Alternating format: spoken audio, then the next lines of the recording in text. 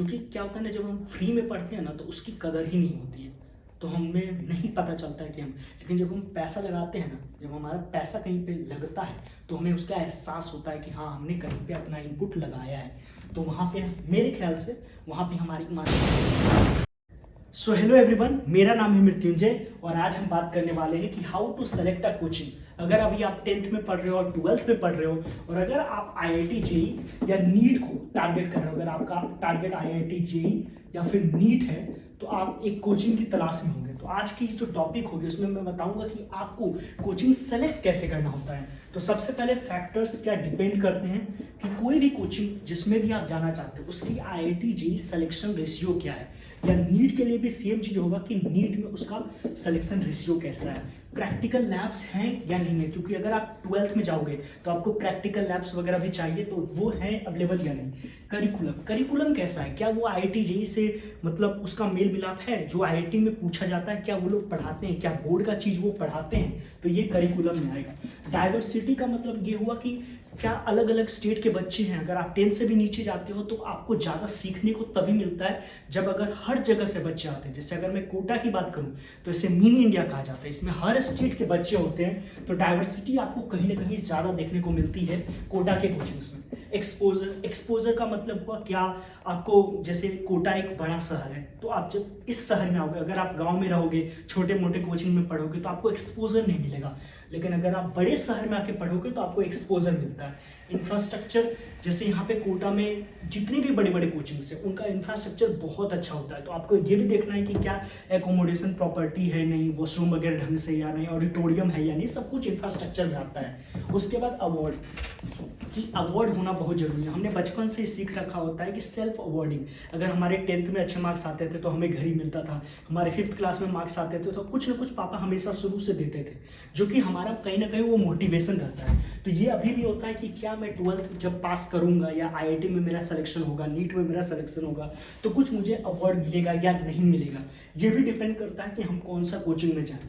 Residential, क्योंकि आपको पता है कोटा ऐसे शहर में अगर आप हो तो बहुत ज़रूरी होता है कि आपको एक रेसिडेंशियल मिले, क्योंकि हॉस्टल वगैरह में PG वगैरह में थोड़ा सा माहौल अच्छा नहीं होता, आपको गलत संगत में मिल सकता है। तो अगर वो रेसिडेंशियल भी प्रोवाइड कर रहा है तब वो आपके लिए अच्छा हो सकता है। इफेक्टिव फीस भी बहुत ज़्यादा मैटर करती है कि कौन सा कोचिंग है जो एक रिजनेबल फीस ले रहा है जो आप अफोर्ड कर सकते हो।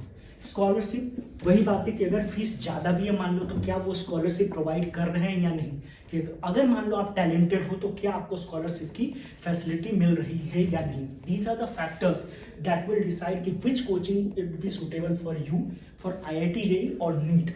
तो अब हम बात करते हैं कि जब हम कोई भी कोचिंग सेलेक्ट करते हैं तो हम देखेंगे कि उसका सिलेक्शन ट्रेंड क्या था, मतलब लास्ट ईयर 2012 में क्या था, 13 में क्या था, 14 में क्या था, 20 में क्या था, 23 में क्या था, क्या सिलेक्शन ट्रेंड कुछ फॉलो कर रहा है, ग्राफ कुछ फॉलो कर रहा है। उसके बाद उसके स्टार एलुमनाई कौन है, जैसे अगर मैं रेजोनेंस की बात करूं तो शोभित निर्वाण हो गया, जीतू भैया हो गए, ये सब क्या स्टार एलुमनाई है, कल्पित बिरबल हो गया। तो स्टार एलुमनाई कुछ बड़ा सा नाम है क्या, क्योंकि कहीं ना कहीं वो नेटवर्किंग में आपको काम देता है। ठीक है, AIoT हो गया, मेजर टेस्ट हो गया, ऑल इंडिया ओपन टेस्ट पे क्या उस लेवल पे आपका टेस्ट पैटर्न होता है कि आपको पता चल सके कि आपको इंडिया लेवल में आपकी बेंचमार्किंग क्या है, तो इसकी भी जरूरत होती है।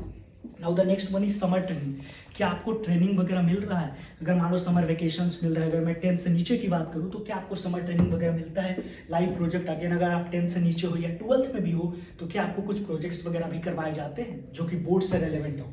तो these are also the factors. Then selection ratio, कोई भी इंस्टीट्यूट का या कोई भी कोचिंग का मैं उसको बेस्ट तभी मानता हूं जब उसकी सिलेक्शन रेशियो अच्छी होती है, क्योंकि टॉपर कोई भी कोचिंग निकाल सकता है, लेकिन सिलेक्शन रेशियो उसी कोचिंग का अच्छा होगा जिसमें हर टीचर जो होगा हर स्टूडेंट पे अपना एफर्ट डालेगा।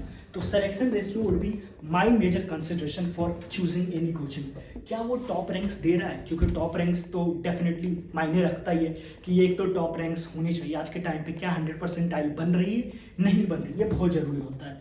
नंबर ऑफ सिलेक्शन, कि कितने सेलेक्शंस दे रहा है, मान लो 1000 दे रहा है, 2000 दे रहा है, 3000 दे रहा है, कितने सेलेक्शंस दे रहा है, ये भी इंपॉर्टेंट है। स्टूडेंट स्ट्रेंथ, कि कितने बच्चे हैं, ये भी मैटर करता है। कई बार कुछ बच्चे होते हैं वो छोटे कोचिंग में जाना पसंद करते हैं कि उनको अटेंशन मिले, कई बार ऐसा भी होता है कि अगर ज़्यादा बच्चे जा रहे हैं तो वो कोचिंग अच्छी भी होती है। तो स्टूडेंट स्ट्रेंथ पे भी डिपेंड करता है। और फैकल्टी को, इसके बिना तो कुछ होता ही नहीं कि एकेडमिक्स कैसी है, जो फैकल्टी हैं क्या वो डिजर्व्ड हैं, क्या वो आईआईटी के हैं, क्या वो एनआईटी के हैं, और अगर डिग्री नहीं भी है तो क्या उनको एक्सपीरियंस है।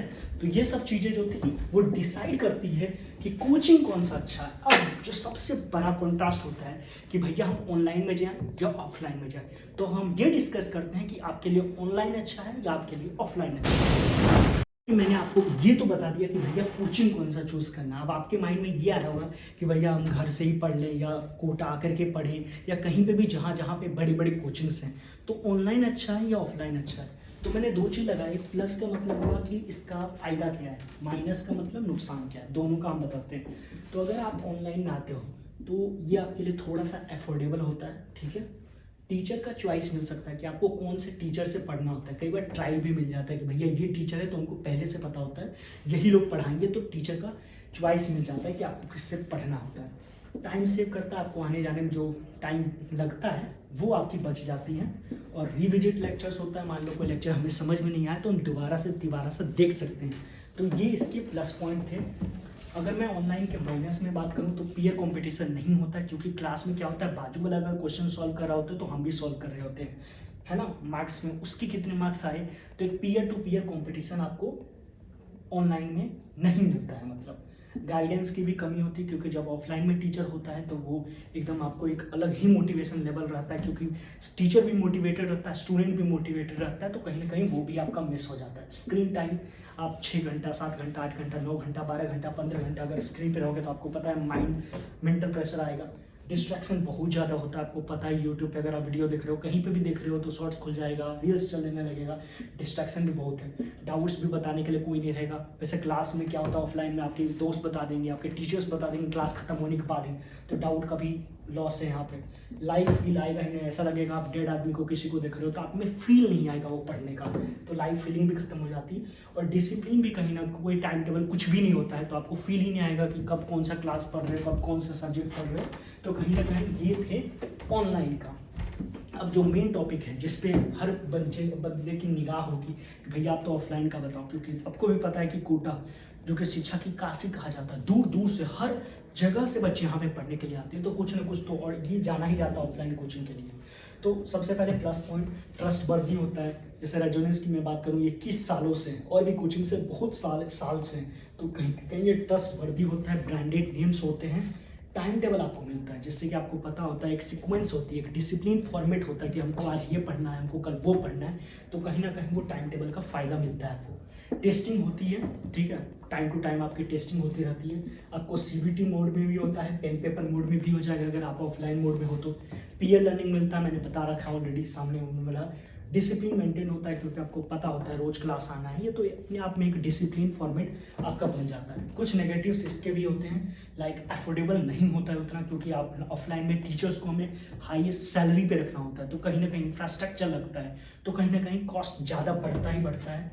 ट्रेवल टाइम, आने जाने में खर्च भी लग सकता है, दूर टाइम भी आपका बर्बाद हो सकता है। टीचर की चॉइस नहीं होती, हमें नहीं पता होता है कि कौन पढ़ा रहा है, और उतना ऑप्शंस भी नहीं होते हमारे पास कि हम टीचर्स बदल सकें, और है कि अवेलेबिलिटी भी नहीं होती है ना, रिकॉर्डेड लेक्चर्स वगैरह कुछ भी अवेलेबल नहीं होता है। तो अगर, और एक चीज़ जो सबसे इम्पोर्टेंट मैंने बोला था कि अगर हम ऑफलाइन में होते हैं ना, तो बॉडी लैंग्वेज हमारा जो टीचर होता है ना, अगर मान लो हमसे कोई क्वेश्चन नहीं बन रहा होता है तो टीचर को पता चल जाता है कि इस बंदे को प्रॉब्लम है, फिर वो तुरंत लाइव सॉल्यूशन कर सकता है।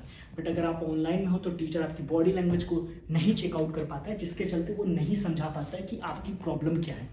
तो आपका क्वेश्चन ये होगा कि भैया आप तो ये बताओ कि हमारे लिए क्या बेटर है।